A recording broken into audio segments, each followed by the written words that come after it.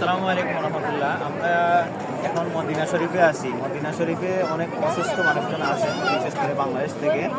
তাদের সুবিধার্থে একটা জিনিস দেখানো, এই যে আমরা যে জায়গাটা 301 নম্বর গেটের সাথেই এখানে হচ্ছে যারা হুইল চেয়ার ইউজ করবেন এই গোটটাতেই আপনার ভিসা এবং পাসপোর্ট কপি দেখাইলেই এখান থেকে হুইল চেয়ার নিতে পারবেন। এই যে 301 নম্বর গেট, এই 301 নম্বর গেটের সামন থেকে আপনার ভিসা কপি শো করলেই এমন একটা কাগজ দিবে, আপনি ফ্রি, কোনো চার্জ দিতে হয় না।